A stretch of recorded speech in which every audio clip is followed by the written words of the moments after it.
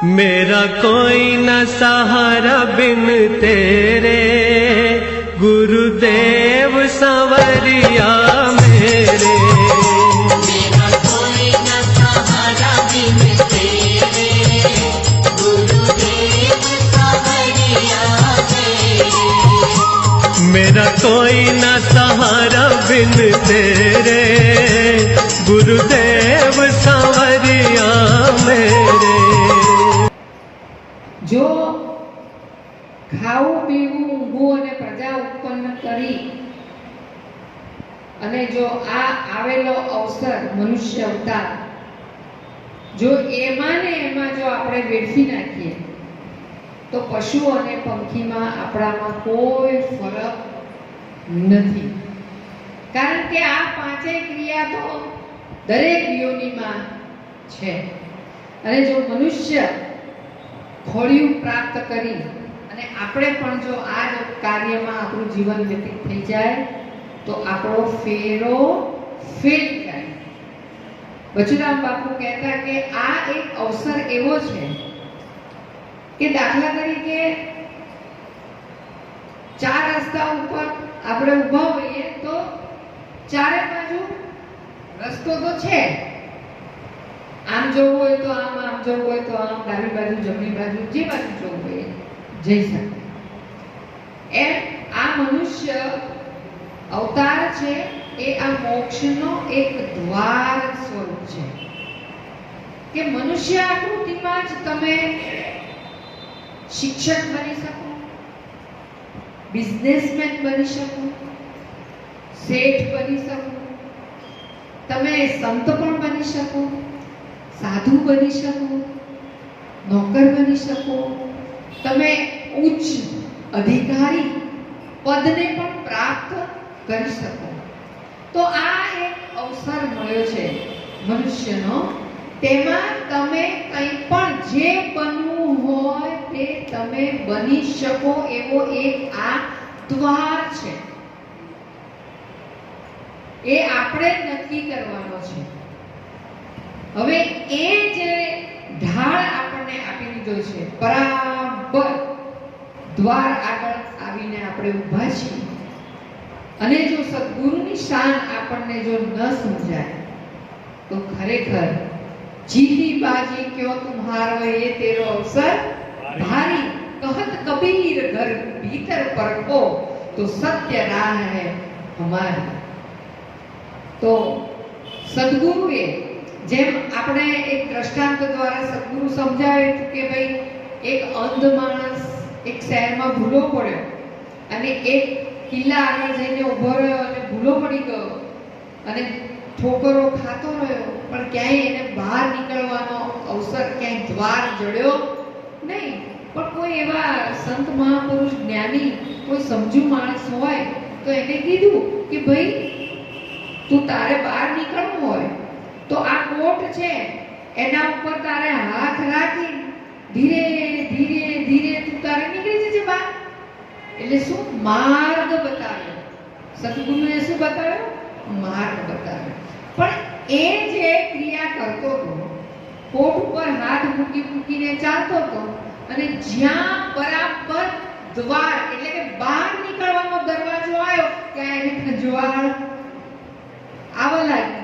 હવે ખંજવાળવા લાગ્યો અને દ્વાર નીકળી ગયો, વળી પાછો હાથ મૂક્યો ત્યાં તો પાછો કોટ આવી ગયો।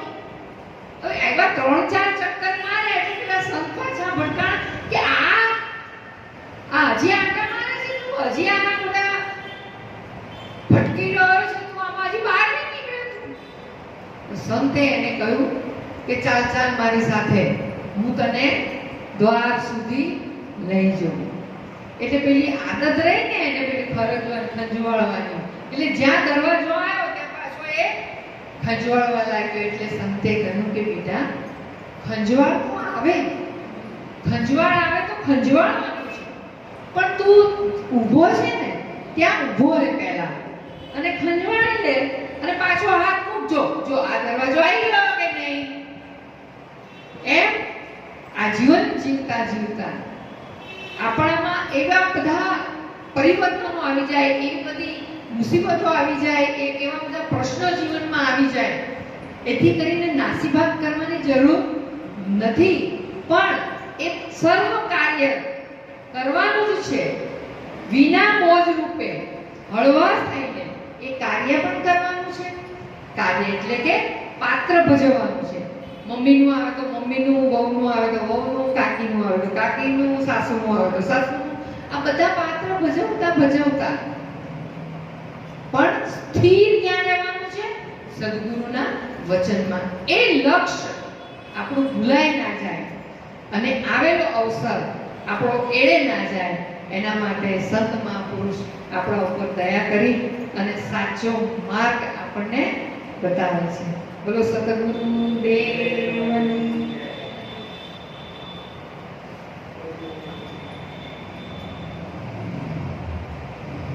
એટલે વર્ષાભાઈએ કીધું એમ આપણને કોર્ટની દિવાલે હાથ તો અડાડાઈ દીધો છે, ચાલવાનું આપણે છે, પણ ક્યાં સુધી ચાલવું? કે દરવાજો આવે ત્યાં સુધી ચાલવાનું. દરવાજો આવે એટલે બહાર નીકળી જવાનું. તો આ બહાર નીકળવા માટેનો જે સંતોએ આપણને માર્ગ બતાવ્યો છે, એ માર્ગમાં આપણા રવિ ભાણ સંપ્રદાયની અંદર રવિ સાહેબ પોતાની એક રચના કરી છે. એમાં આપણા આખા જીવનનું તાત્પર્ય એમણે સમજાવી દીધું છે. कर बंदगी सदगुरु की प्यारे, कर बंदगी सदगुरु की प्यारे, निर्भय हो जाना, निर्भय हो जाना. આ જીવનનો સૌથી પહેલો પગથિયું કે કર બંદગી સદગુરુ કી. હવે કે આપણે તો હિન્દુ ને આપણે બંદગી, આપણે તો ભજન કરવાનું હોય, પણ સંતોને કોઈ ભાષા સાથે મતલબ હોતો નથી. સંતને તો તમે સમજી જાઓ એટલી જ જરૂર હોય છે. તો આ બંદગી કરવી એટલે શું અને બંદગી કોની કરવી? પહેલી વાત એ થાય કે બંદગી કરવી છે, પણ કોની કરવી? તો કે સદગુરુની. તો સદગુરુ ધારણ કરી લીધા અને સદગુરુએ જે આપણને સમજાવવાનું હતું એ સમજાવી દીધું.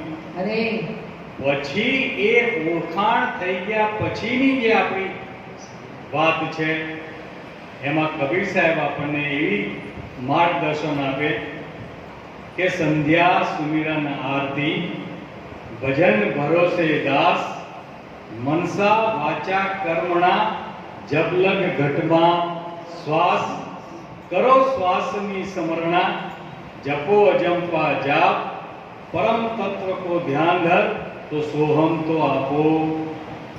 आ सोहम परो पवन में बांधो मेघ सुमेघ ब्रह्म गांठ हृदय धरो इस विध माला फेर माला है निज श्वास की फेरेगा कोई दास 84 भटके नहीं कटे करम को. आ बात ज्ञान समझाई गયું ધરમદાસ ને. પછી કે કબીર સાહેબ મને આ વાત સમજાઈ ગઈ છે, તો હવે મારે જીવનમાં કરવા જેવું રહ્યું શું? તો કબીર સાહેબ એને કહે છે કે ધરમદાસ દો બાતા શીખ લે. શું કહે છે? બે વાતનું ધ્યાન રાખ કે कर साहिब की बंदगी और भूखे को कुछ दे. आ कर साहेब की बंदगी, आ बंदगी करवाનું મુખ્ય કારણ મુખ્ય કારણ કે આપણા સંતો, આપણા શાસ્ત્રો એક જ વસ્તુ કહે છે કે અંત સમયે જેવી તમારી આશા હશે ત્યાં તમારા નિવાસા થશે, જેવી તમારી મતિ હશે એવી તમારી ગતિ થશે. તો આપણો એક એક શ્વાસ સદગુરુની બંદગીમાં જાય, સદગુરુના શરણમાં જ્યારે આપણો એક એક શ્વાસ જાય તો આ શ્વાસ માનો કે છેલ્લો હશે તો એ છેલ્લો શ્વાસ ક્યાં સમાવાનો છે? સદગુરુના ચરણમાં સમાવાનો છે. પછી એને બીજે ક્યાંય ભટકારનો ક્યાંય પ્રશ્ન ઉપસ્થિત થાય નહીં. બંદગી સદગુરુની કરવાની છે. કેશવ ભગવાન કહે કે સદગુરુ સાહેબ એક જ છે, અલગ અલગ મત જાણ. આપણને તો ક્યારેક મનમાં સંશય પણ થાય કે અમારા ગુરુ આ, અમના ગુરુ આ, અમના ગુરુ આ. પેલા તો સાહેબ પંથી કહેવાય, પેલા તો જુદા પંથના કહેવાય. પંથ જુદા જુદા હોઈ શકે, પંથ જુદા જુદા હોઈ શકે, લક્ષ્ય એકનું એક જ હોય છે. કબીર સાહેબે એને સાહેબ કીધા, કોઈએ એને સદગુરુ કીધા, કોઈએ એને સતનામ કીધું, કોઈએ એને બ્રહ્મ કીધો. પણ બંદગી સદગુરુની કરો, સાહેબની કરો. તો હવે આ સદગુરુ અમે ધારણ તો કરી લીધા, પણ આ લોકડાઉન થઈ ગયું. અમારા સદગુરુ કે ગુરુ કહીએ તો આશ્રમમાં છે ને અમે અહીંયા ઘરે. હવે અમે કેવી રીતે એનું સાનિધ્ય સેવીએ? તો કેશવ ભગવાન કે સદગુરુ મૂરત હૃદયમાં ધરો. જેને તમે યાદ કરો એ મૂર્તિ તમારી સામે ખડી થઈ જાય. સદગુરુ મૂરત હૃદયમાં ધરો. સદગુરુ શબ્દમાં ધરો આ માથું. સદગુરુ ચરણમાં આ શીશ, એટલે કે લક્ષ સદગુરુ ચરણમાં રાખો. તમારી સુરતા સદગુરુના શબ્દમાં ધરો તો સદગુરુ સદા રહે તમારી. તમારાથી આગા પાછા થાય એવા નથી. હવે મારી પાસે છે તો મારે એની ઓળખાણ કરવી પડે. કબીર સાહેબ કે તેરા સાહેબ હૈ તુજ માહી, तेरा साहेब है तुझ माही, बाहिर नैना क्यों खोले, हंसा पाया मान सरोवरा, फिर ताल तलैया क्यों डूबे. કે મારામાં છે પણ મને હજી દેખાતો નથી. કે તેરા સાહેબ તુજમાં વસે, જેમ ચકમકમાં આગ કેવી રીતે રહેલા છે, ચકમકના પથ્થરમાં જેમ અગ્નિ રહેલી છે એવી રીતે આપણી ભીતર આ સદગુરુ પરમાત્મા રહેલા છે. કે તેરા સાહેબ તુજ में रहे, જ્યું ચકમક में આગ. મળનારો તને ત્યાંથી જ મળશે, ચકમક હોકર લાગ. જ્યાં સુધી એને લોખંડના કડાથી ટચકો મારવામાં ના આવે ત્યાં સુધી એમાંથી અગ્નિ પ્રગટ થાય નહીં. જેમ તલમાં જ તેલ છે, તલમાં જ તેલ છે. तेरा साहेब यूं बसे ज्यों तीली में तेल प्रेम की घाणी फिराई ले फिर देख उसका खेल। એ ઘાણીમાંથી તેલ નીકળી જાય પછી દીવો કરવા માટે યત્ન રહેતો નથી। એટલે સતગુરુની બંદગી, સતગુરુનું સ્મરણ કદી ચૂકવું જોઈએ નહીં। આ આપણું પરમ અને આખર સુધીનું કર્તવ્ય છે। कर बंदगी सदगुरु की निर्भय हो जाए। आ प्रश्ननी आ बात આપણે બે ગુરુવારમાં આ વાત તો આપણે કરી છે કે નિર્ભય हो जाए।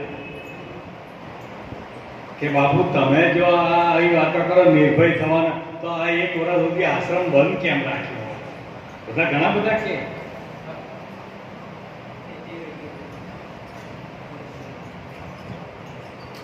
એની આપણે વાત કરી કે નિર્ભય એટલે મૃત્યુને સામે જઈને ભયથી જવું એવું નહીં। નિર્ભય પદ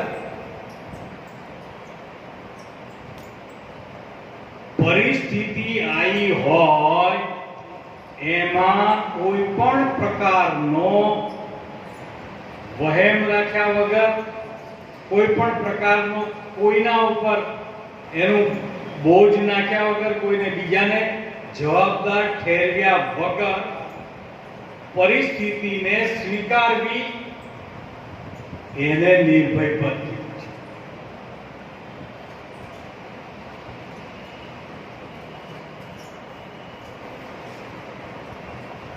પરિસ્થિતિનો સ્વીકાર વગર ફરિયાદે થઈ જાય સહજપણે। કારણ કે કહેવાવાળા પોતાની મતિ પ્રમાણે કહેશે। કથો ભગત કે કોઈ ભલા કહે કોઈ બુરા કહે, अपनी मति अनुसार। તમને કોઈ ભલો કહેતો હશે કે ના બાપુ તમે સારું કર્યું, કોઈ કહેશે કે આવું તો કઈ હોતું હશે। બંને કહેવાવાળા હોય ને હોય જ। એટલે કે કોઈ ભલા કહે કોઈ બુરા કહે, अपनी मति अनुसार। પણ ખારા મોળા લોહા પારસ સ્પર્શે તો સોન ભયા ખા સોના। પારસ મણીને કોઈ ભેદ નથી। એને તો કસાઈનો લોખંડનો છૂરો હોય તોય કંચન કરી દે, અને મંદિરનો ઘંટ હોય તોય એનામાં ભેદ નથી।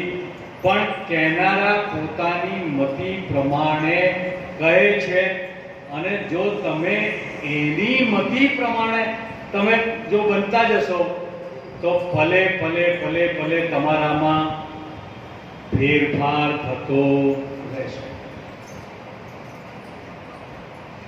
એટલે નિર્ભય થવું એટલે આપણે ખૂબ ચોખવટ ભરી વાત કરી હતી કે જગતના શબ્દોથી પર થઈ જવું।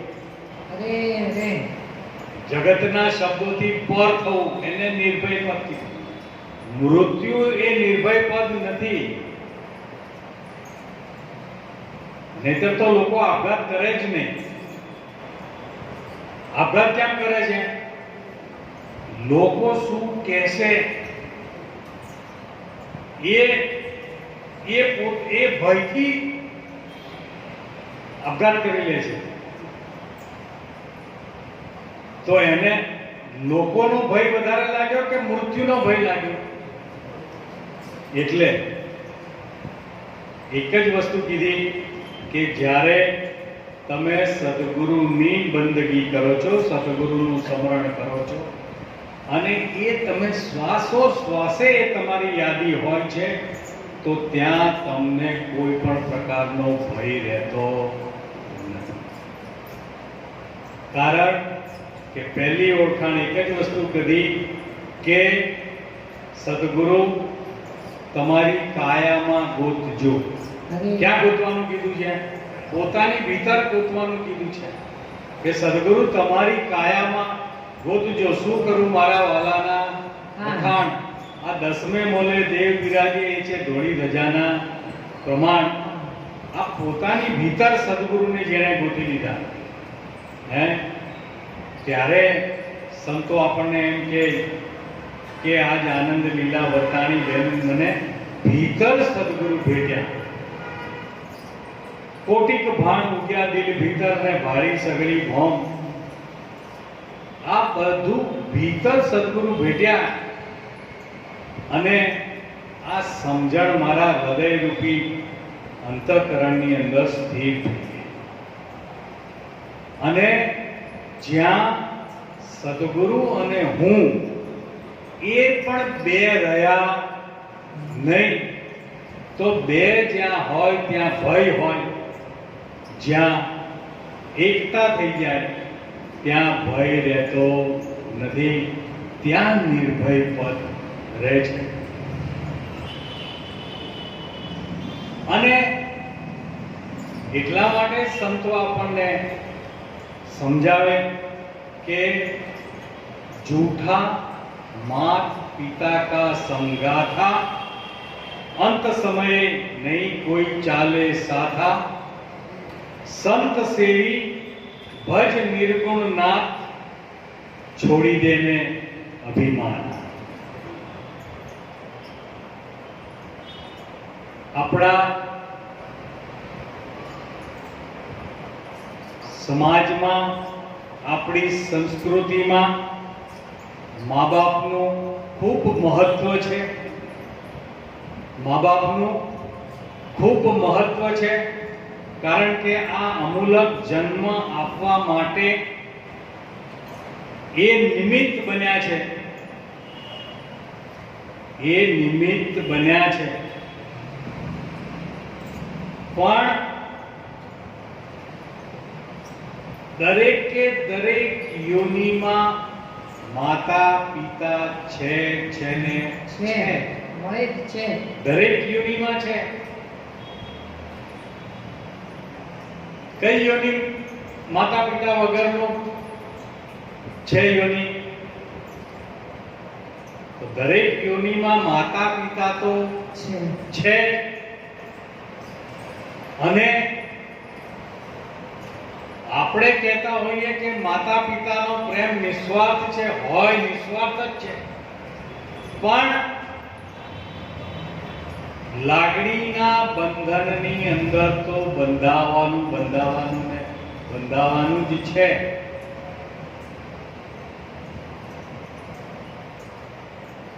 એક ભાઈ આશ્રમની અંદર જાય, સદગુરુની સેવા કરે, એટલે ગુરુ મહારાજ એને વારંવાર સમજાવે, બધું સમજાવે કે ભાઈ તારો ઘર પરિવાર બધું સરસ છે, તારા માતા પિતા તને બહુ પ્રેમ કરે છે, પત્ની તને પ્રેમ કરે છે, બાળકો તને પ્રેમ કરે છે, બધી વસ્તુ સાચી છે, પણ દરેકના પ્રેમની અંદર ક્યાંક ને ક્યાંક ઊંડાણમાં પોતાનો થોડો ઘણો પણ સ્વાર્થ રહેલો હોય છે કે ના બાપુ મારે ઘરમાં આવું છે જ નહીં, કે મારા માટે તો ગમે તે કરવા તૈયાર થઈ ગયા, કે તો બેટા તું મારી પાસે રહે, હું તને એક યુક્તિ શીખવાડું છું, એ યુક્તિ તારે કરવાની છે એટલે તને બધી ખબર પડી જશે. એટલે સંતે એને થોડા પ્રાણાયામ શીખવાડ્યું અને કે જો આ રીતે પ્રાણ લઈ અને અંદર શ્વાસ ભરી અને તારે શ્વાસ રોકી દેવાનો અને પછી તું બધી આ જે તું કહે છે ને એ બધું તું તારી તપાસ તું તારી રીતે કરી લેજે. એટલે એક દિવસ આ ભાઈ ગયો ઘરે ગયો, જમ્યા, અને જમ્યા પછી જે ગુરુએ જે કીધું હતું એ પ્રમાણે આ ભાઈ તો યુક્તિ કરી, એટલે શ્વાસ બંધ થઈ ગયો. શ્વાસ બંધ થઈ ગયો એટલે પરિવાર ચારે બાજુ બેસી ગયો અને રુદન ચાલુ કરી દીધું. માતા કે મારું મોત આવ્યું તો આવ્યું હતું, તારી તો કેટલી જરૂર હતી. પત્ની પણ એટલો જ વિલાપ કરે કે મને લઈ લીધી હોત તો સારું હતું. બધા પરિવારના વિલાપ કરે, રોકકળ કરે અને વિચાર પેલો કે આ બધા જો મારા માટે જીવ આપવા માટે તૈયાર છે. ગુરુ મહારાજ કહેતા હતા કે કેવી લાગણી છે કે તને ખબર પડી જશે. એટલે આ બધું ચાલતું હતું, એમાં ગુરુ મહારાજ આવી ગયા. ગુરુ મહારાજ આવી ગયા એટલે કે ભાઈ તમે બધા બાજુના રૂમમાં જતા રહો, હું એક એક જણને બોલાવું છું, તમે એક એક જણ આવજો. એટલે બધાને બાજુના રૂમમાં મૂક્યા ને ગુરુ મહારાજે કીધું એની મમ્મીને બોલાવી કે આ તમારો દીકરો ગુજરી ગયો છે, પણ મારી પાસે એવી યુક્તિ છે કે તમારો પ્રાણ લઈને એની માં નાખી દઉં તો એ સજીવન થઈ જાય, પણ તમારું મૃત્યુ થઈ જશે. સજીવન થઈ જાય એવું તો છે, સજીવન થાય પણ એની સામે તમારો પ્રાણ આપો. એટલે કે બાપજી કે તો એને જે શ્વાસા જેટલા હતા એટલા એના પૂરા થઈ ગયા. મારે તો હજી શ્વાસા મારે તો હજી ચાલે છે કે હું કેવી રીતે આપી શકું. મારે હજી આ બે છોકરા હજી પહેણાવાના બાકી છે. કે હારું તમે જાઓ. પત્નીને બોલાવી કે ભાઈ આને સજીવન થાય એમ છે, પણ તારો પ્રાણ લઈ મારે આમાં નાખવો પડે. કે શું વાત કરો છો બાપજી, કે હજી તો મારે આ છોકરું એક તો હજી તો મને મારે દૂધ પીવડાવવું પડે છે. કે એનું શું થાય, એમનું તો આયુષ્ય પૂરું થઈ ગયું, બાળકોનું મારે નહીં જોવું, મારે આ છોકરાઓનું બધાનું ધ્યાન નહીં રાખવાનું. પેલો વિચાર કરે છે કે ખરેખર બધા બેઠા હતા ત્યાં તો બધા કહેતા હતા કે આના બદલે મને લઈ લીધો હોત તો સારું હતું, ના બદલે મને લઈ લીધો હોત તો સારું હતું. પણ જ્યારે ગુરુ મહારાજ ખરેખર જ્યારે આ વાત કરે છે ત્યારે આખર વખત કોઈ સાથે ચાલવા વાળું નથી. જૂઠા मात पिता का संगा था, आखर नहीं कोई चाले साथ. कदाच बाजूમાં બેઠા હોય તો શું કરી શકીએ, કદાચ શું થાય. હમણાં 15 દિવસ પહેલાનો કિસ્સો છે. અમારા એક મિત્ર નડિયાદમાં રહે છે, એમના પિતાશ્રી સવારે નડિયાદ ત્યાં મંદિરમાં જઈએ, સંતરામ મંદિરમાં દર્શન કરી આયા અને પોતાના માટે કોફી મૂકી અને એ છોકરો સામે જ છે અને એના પિતાજી એની સામે એની તરફ આવે છે.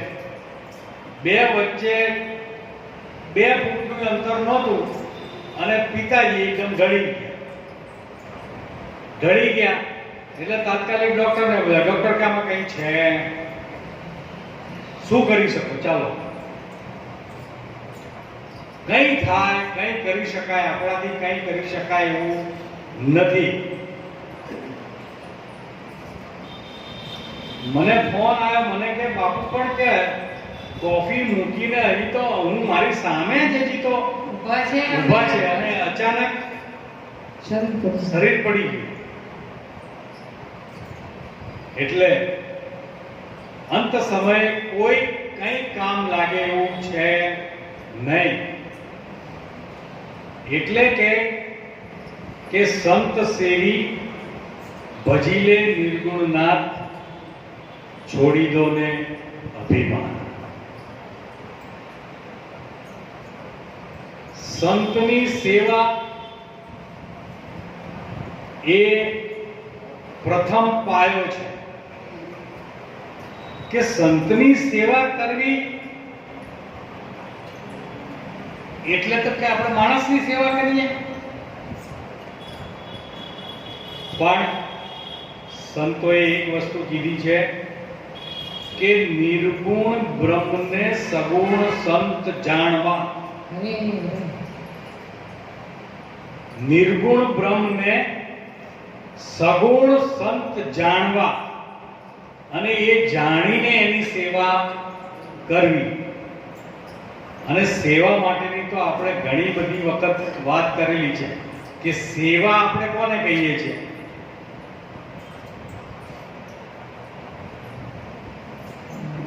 કે એના શરીરને કઈ તકલીફ હોય ને આપણે હાથ પગ દબાઈ આપીએ, માથું દબાઈ આપીએ, ચંપી કરી આપીએ, એ સેવા. રહેતા હોય ત્યાં ઘર પરિવારમાં આપણે કંઈક શારીરિકથી સેવા કરી શકતા હોય એ સેવા. સૌથી મોટી સેવા માનસિક સેવા છે. માનસિક સેવા મન, કર્મ અને વચન. આ માનસિક સેવા એટલે નિરંતર આપણું મન સદગુરુમાં લાગેલું રહે એ આપણી માનસિક સેવા છે. અને વિચાર કરજો કે જ્યારે આપણું મન સદગુરુમાં પરોવાયેલું રહે છે ત્યારે આપણને બીજો વિચાર પણ આવતો નથી. જો ત્યાંથી હટ્યું તો બીજો વિચાર આવી જાય. હવે આ નિર્ગુણનું ભજન કરવું છે, પણ નિર્ગુણને જાણવાની દ્રષ્ટિએ દ્રષ્ટિ આપણને મળી નથી. એટલે સગુણ સંતને એને સગુણ સ્વરૂપે જાણવાનું. એટલે કબીર સાહેબ કે તેજી પ્રત્યક્ષ સદગુરુ પરમેશ્વર जड़ पूजन को जावे, जगत को कौन समझावे। त्यजी प्रत्यक्ष सदगुरु परमेश्वर जड़ पूजन को जावे। जड़ पूजन का फल अदृश्य, कालांतर से पारे। અત્યારે આપણા જીવનમાં બનતી ઘટનાઓ, આપણા જીવનમાં બનતી ઘટનાઓ આપણા મનના સમાધાન માટે સંતો એક વાતને મૂકે કે ભાઈ આ આપણે પૂર્વે કરેલું કોઈ કર્મ છે અને એનું ફળ આપણને મળે। મનના સમાધાન માટે શું આપણે કહીએ છીએ કે પૂર્વે કોઈ કર્મ કરેલું છે એનું ફળ મળે છે। પૂર્વે ક્યારે કર્યું એની આપણને ખબર નથી। એટલે અહીંયા કબીર સાહેબ કહે છે કે કર્તાપણાના દાવાથી કર્મ કર્યું હશે તો એનું ફળ ભોગવવું પડશે।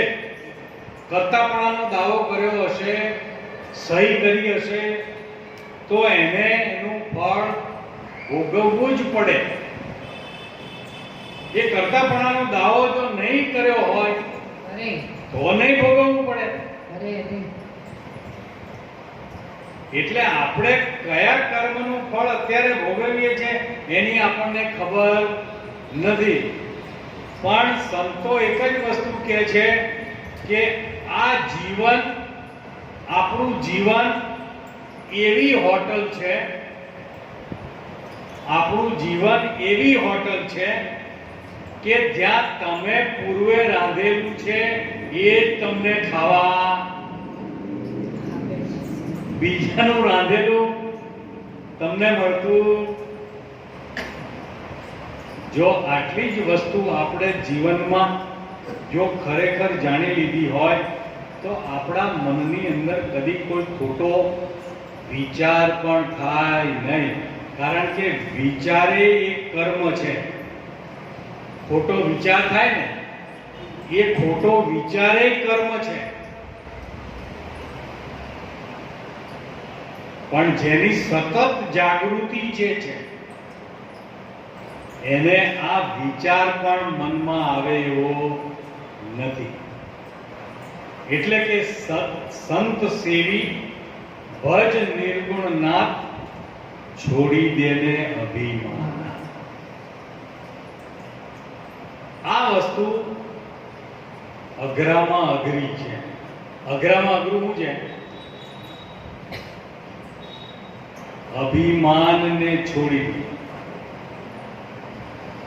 ગંગા સતી કે ભક્તિ કરવી એને રાખ થઈને રહેવું, છોડવું અંતરનું અભિમાન. આ રાખ થઈને રહેવું ને અંતરનું અભિમાન છૂટી જવું એ સદગુરુની કૃપા સિવાય થાય એવું નથી. સદગુરુની કૃપા. ઘણી વખત તો સદગુરુના સાનિધ્યમાં અહંકાર આવી જાય. ગુરુ મહારાજ અહંકાર મટાડવા માટેનો પ્રયત્ન કરતા હોય અને અહંકારનો કોટો એવડો મોટો થઈ જાય કે ગુરુની સામે કે હવે હું આશ્રમમાં પગ નહીં. આ અહંકાર આટલો બધો ભયંકર છે અને એ ક્યારે ફૂટે છે એની ખબર પડતી નથી. અને વિચાર કરજો કે શરૂઆતના સ્વાધ્યાયી હોઈએ ને આપણે, શરૂઆતના સાધક હોઈએ ત્યારે આ બહુ ઓછું હોય, પણ જેમ જેમ જેમ જેમ સાનિધ્ય વધતું જાય, જેમ જેમ આપણી અંદર આ વાતનો વિસ્તાર થતો જાય એમ અંદર સાત્વિક ગુણનો અહંકાર વધતો જાય. તામસિક અને રાજસિક ગુણનો અહંકાર થાય ને એ તો દેખાઈ જાય. અને એ દેખાઈ જાય ને તો કોક ટોકે તો એ તરત એમાંથી બહાર આવતું રહેવાય. પણ સાત્વિક ગુણનો જ્યારે અહંકાર આવી જાય, કેવો અહંકાર આવે કે બાપુ ના હોય ત્યારે કોઈ વ્યક્તિ આવ્યો હોય એને સમજાવવું હોય તો હું એને સમજાવી દઉં, એટલી મારામાં સમજણ છે. 1 કલાક બાપુ મને બોલવાનું કે તો હું 1 કલાકે સત્સંગ આપી શકું એવો હું છું. અને આવું બધા સત્સંગીઓની વચ્ચે ખબર હોય કે આ વ્યક્તિ આટલું કરી શકે તેમ છે, અને જ્યારે બાપુ એને એ વચ્ચે ખાલી એક શબ્દ ટકોર કરે ત્યાં તો ક્યાંનો ક્યાંય પહોંચી જાય. મને ખબર છે કે બચુરામ બાપુ એક વખત એ વાત કરતા હતા કે મારા કેશવ મારું એટલું બધું ધ્યાન રાખે છે કે ક્યારેક મારી ભીતર એક કોટો ફૂટે ને એટલે તરત જ એને મને એનું પરિણામ બતાવી દે છે. ગુરુ મહારાજ સ્વયં કે આજે મને એમ થાય કે આ મારો શિષ્ય જે છે ને એવો તૈયાર થઈ ગયેલો છે, એવો મને એક અહંકારનો આવો એક કોટો ફૂટે ને શિષ્ય પ્રત્યેનો, ત્યાં તરત સદગુરુ પ્રમાણ આપી દે.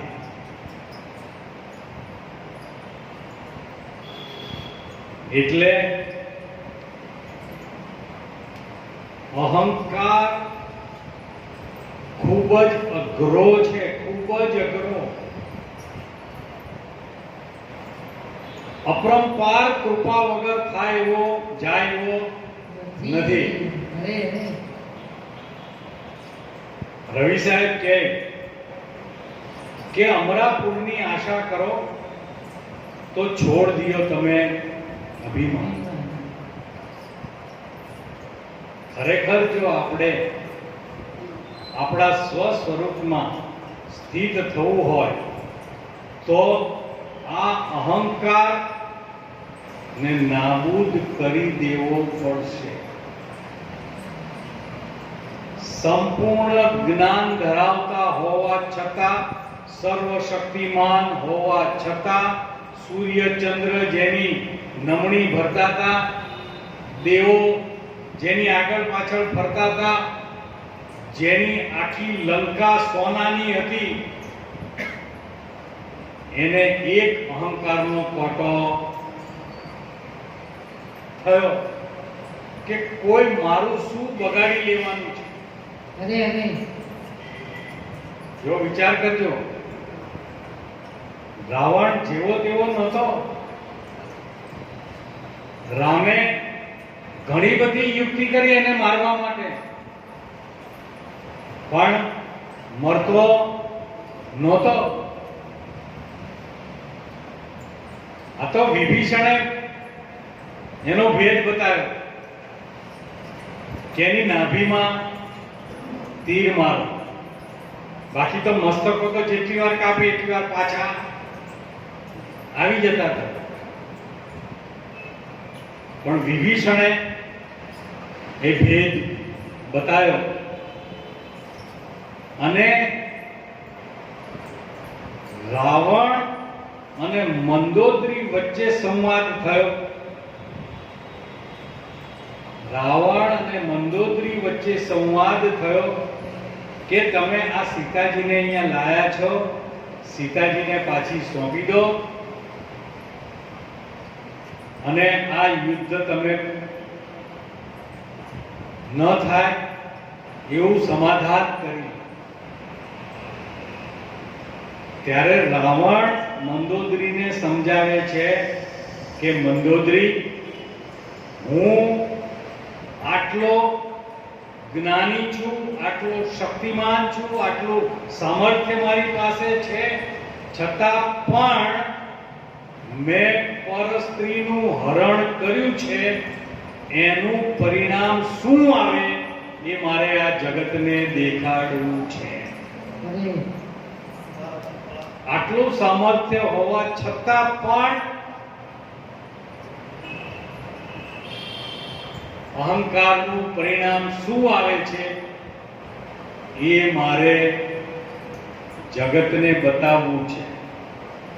મને ખબર છે કે આમાં મારું મૃત્યુ નિશ્ચિત છે, પણ જગતને મારે, આ જગત આટલું જોવે છે, દર વર્ષે દશેરાના દિવસે એના પૂતળા બનાવીને બાળે છે, પણ એ પોતાની ભીતર જે ભરાઈને બેઠો છે રાવણ થઈને, એને બાળવા માટેનો કોઈ દાડો પ્રયત્ન કરતો નથી. અને એ 10 માથા અહીંયા આની અંદર 10 માથાવાળો અંદર બેઠો છે.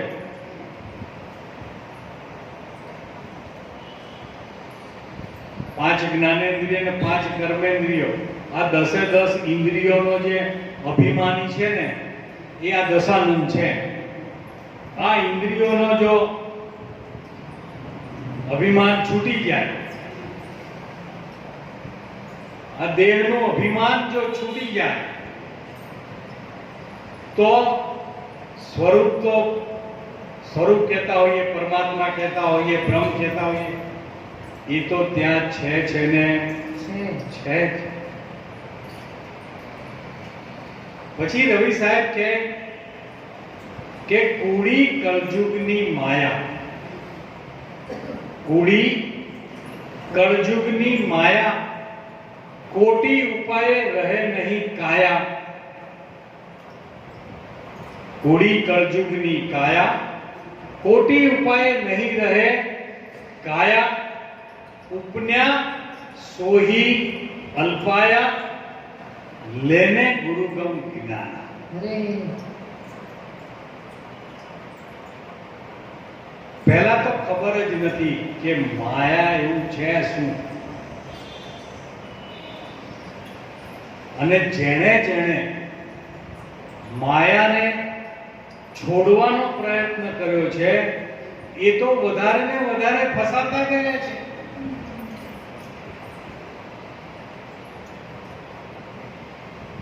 ઘર પરિવારને માયા સમજે અને જંગલમાં જતા રહે તો જંગલમાં એટલો રહે શું કરે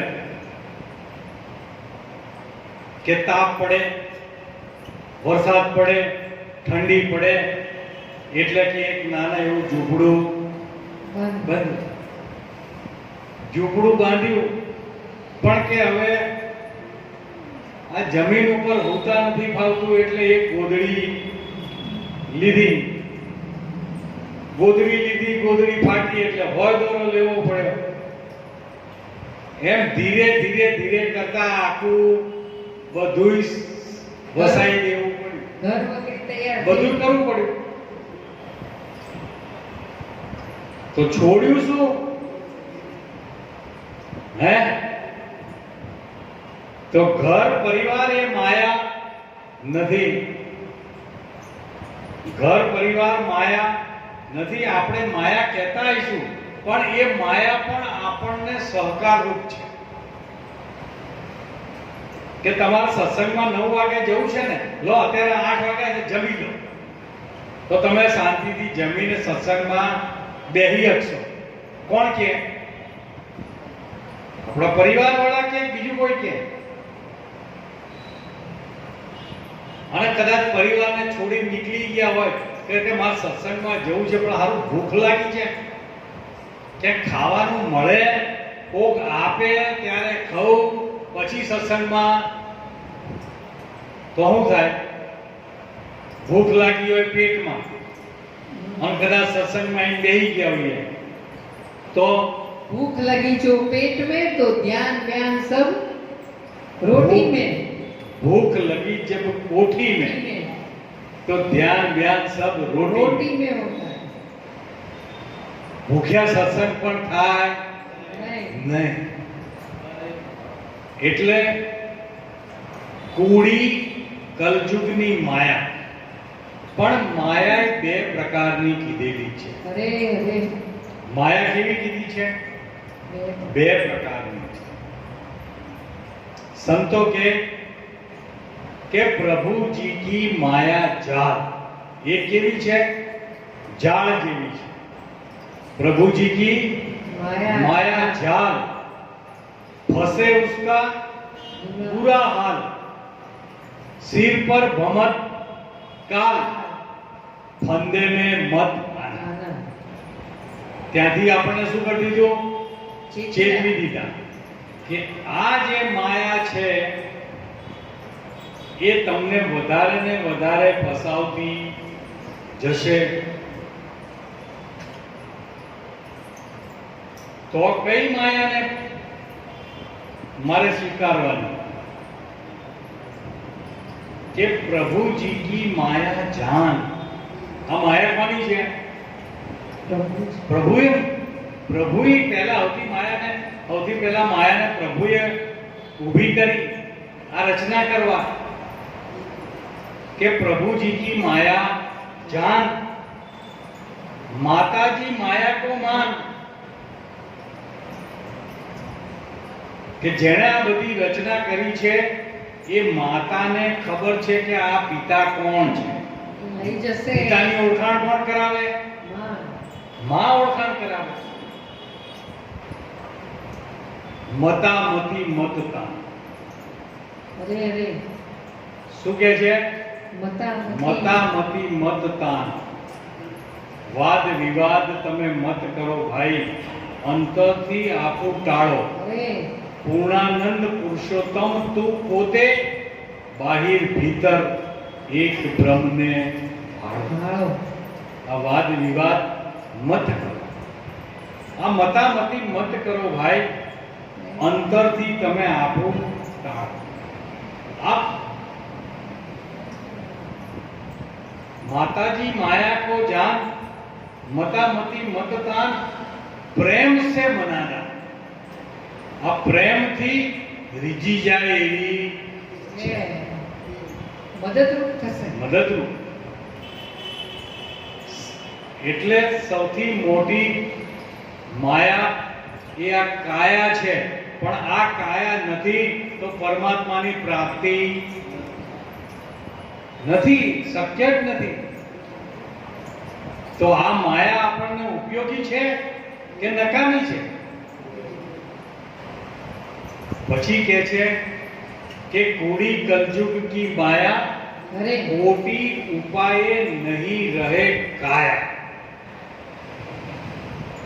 तो શું કાયા નથી રહેવાની? તો આપણે એનું ધ્યાન રાખવાનું નહીં. કાયા રહેવાની નથી તો શું? કાયા રહેવાની નથી એવું કહેવાનું તાત્પર્ય સદગુરુનું એટલું જ છે કે કાયાના લાલન પાલન માટે 24 કલાક રચો બચો રહે નહીં.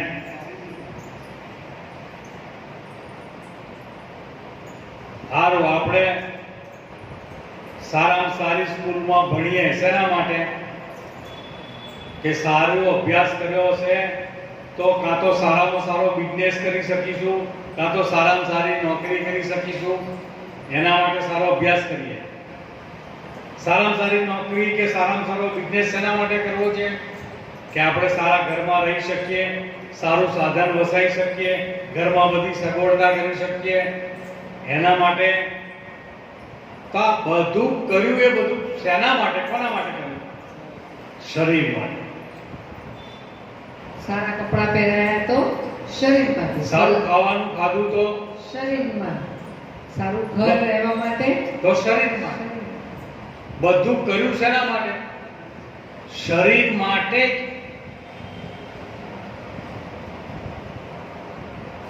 પણ સંતો કે ખીલા પીલા के देह बढ़ाया वो भी अगन जलाना है.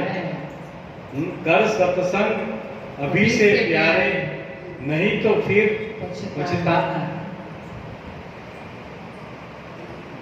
એટલે શરીર એક સાધન સ્વરૂપે આપણને મળેલું છે અને એ સાધન નો આપણે જ્યાં સુધી સાધ્ય ન થઈ જઈએ ત્યાં સુધી એની જરૂર છે ને છે.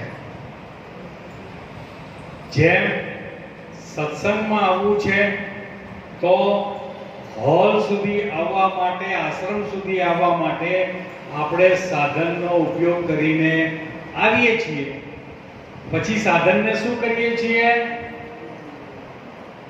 હા, પાર્કિંગમાં મૂકી દઈએ છીએ. અહીંયા હોલમાં સાથે લઈને આવતા નથી. ભલે આ કાયા રહેવાની નથી. અવતારોના શરીર આજે નથી, પણ એ અવતારો કેમ થયા? કે આ કાયા પ્રાપ્ત થયા પછી સદગુરુને સેવ્યા, પછી આ કાયાને છોડતા. રામે પોતાનું શરીર કેવી રીતે છોડ્યું? જળ સમાધિ લીધી. આજે કોક બ્રિજ ઉપરથી કાંકેરી સાબરમતીમાં પડે તો આપણે શું કહીએ?